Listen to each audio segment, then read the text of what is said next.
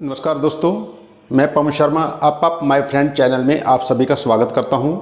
दोस्तों, एक संदेश जैसा कि मैं आमतौर पर आप लोगों से साझा करता हूं। आज की जो सिचुएशन है, आज लॉकडाउन क्यों लग रहा है, इसके पीछे के कारण आप सभी को ज्ञात हैं, मालूम हैं, आप सभी भली बातें जानते हैं। तो इसलिए जितनी भी कोविड-19 को लेकर गवर्नमेंट ऑफ इंडिया की गाइडलाइंस हैं उनको फॉलो करें, ताकि आप खुद स्वस्थ रहें और दूसरों को भी स्वस्थ रहने में आपका सहयोग रहे।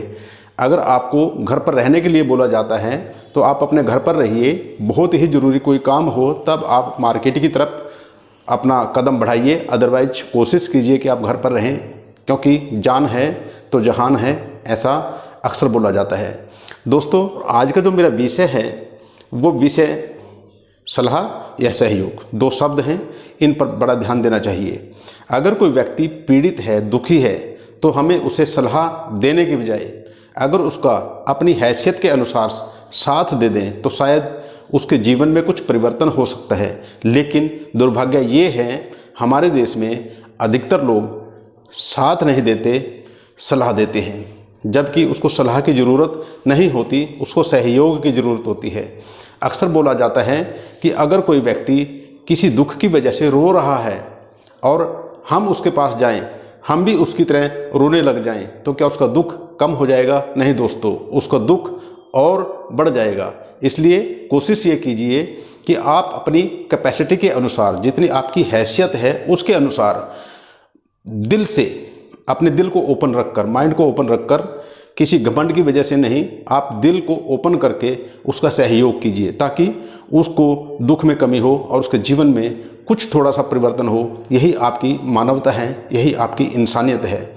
हमारे सभी धर्मशास्त्र यही सिखाते हैं, हमें सलाह नहीं सहयोग देना चाहिए।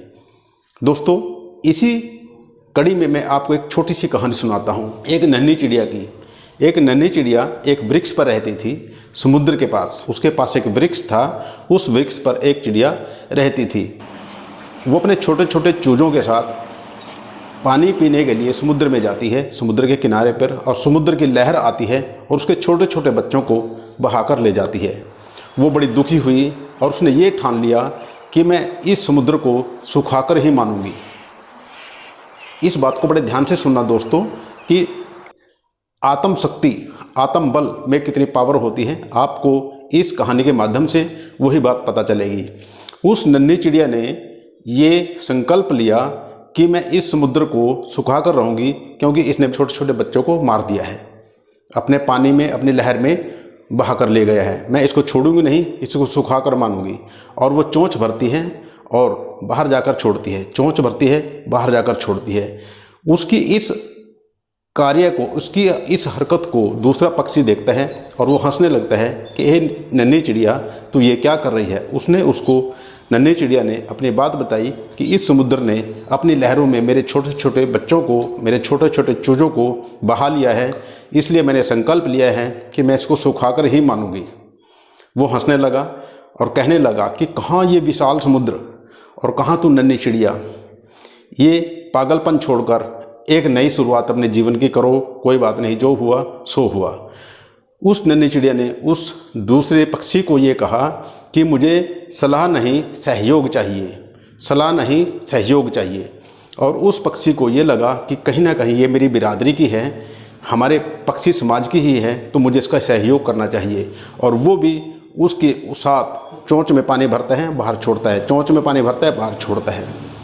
ऐसा करते करते जो भी आया, उसने जो भी पूछा, उनको सिर्फ एक ही वाक्य बोला गया कि सलाह नहीं सहयोग, सलाह नहीं सहयोग। और इस एक सेंटेंस ने पूरे पक्षी समाज को समुद्र के किनारे पर जमावड़ा लगा दिया। वर्ल्ड के सभी पक्षी वहाँ पर इकट्ठा हो गए और लगे रहे, और एक ही नारा था कि सलाह नहीं सहयोग, सलाह नहीं सहयोग। और सभी सहयोग से अपना काम करते रहे।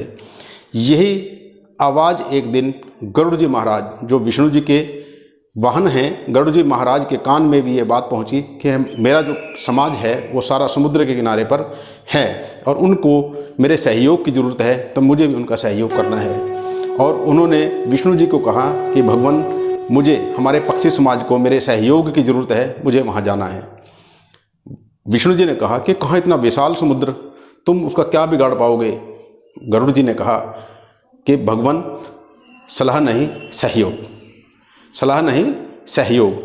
और विष्णु जी भी सहयोग के लिए उठ खड़े हुए और समुद्र के पास पहुंच गए। अब समुद्र की क्या बिसात थी कि साक्षात भगवान वहां पर आ गए और वो डरे ना। समुद्र को हाजिर होना पड़ा कि भगवान मैं आपके लिए क्या कर सकता हूं, मुझे क्षमा कर दीजिए। भगवान विष्णु जी सहयोग के लिए आ चुके थे। समझना, इसके सार को समझना। भगवान विष्णु जी भी सहयोग के लिए आ गए थे। कहाँ वो नन्ही चिड़िया, उसके संकल्प ने साक्षात भगवान विष्णु को भी आने पर मजबूर कर दिया सहयोग के लिए। और समुद्र को हार माननी पड़ी और उस चिड़िया के बच्चों को वापस उसको सौंपा और क्षमा की, बार बार क्षमा मांगी कि आगे से मैं ऐसा नहीं करूँगा। तो दोस्तों, किसी के जीवन में परिवर्तन लाना है तो उसको सलाह नहीं सहयोग दीजिए। आज का जो माहौल है, किसी गरीब को, किसी अनाथ को, किसी बुजुर्ग को अगर आपके सहयोग की ज़रूरत है तो सहयोग दीजिए, सलाह नहीं। किसी को अन्न की ज़रूरत है और आप अन्न देने में अगर समर्थ हैं तो उसको अन्न दीजिए। अगर किसी को वस्त्र की, जूतों की, चप्पल की, किसी भी प्रकार की अगर नीड है तो उसको आप अपनी हैसियत के अनुसार सहयोग दीजिए, सलाह नहीं दीजिए। आज देश के हालात ऐसे हैं कि अच्छे से अच्छे व्यक्ति का भी मनोबल टूटने पर खड़ा है, मनोबल हिला हुआ है, क्योंकि आज बड़े बड़े बिजनेसमैन, छोटे छोटे दुकानदार, सभी की आजीविका खतरे में है दोस्तों। तो एक दूसरे के सहयोग से बड़ी से बड़ी विपत्ति आसान समय के अनुसार गुजर जाती है। लेकिन सलाह नहीं सहयोग दोस्तों, सलाह नहीं सहयोग, सलाह नहीं सहयोग, सलाह नहीं सहयोग। थैंक यू दोस्तों। आप के लिए एक मैसेज मैं ज़रूर कहूँगा, इस वीडियो को ज़्यादा से ज़्यादा लाइक करें, शेयर करें, सब्सक्राइब करें। आप अगर इस वीडियो को पसंद करें तो इसको मिनिमम 5 लोगों को शेयर ज़रूर करें, ताकि मेरा मैसेज ज़्यादा से ज़्यादा लोगों तक जा सके। और एक भी व्यक्ति अगर इस बात को फॉलो करता है तो मैं इस वीडियो बनाने के मकसद को सफल समझूंगा। थैंक यू दोस्तों। Wish you all the best.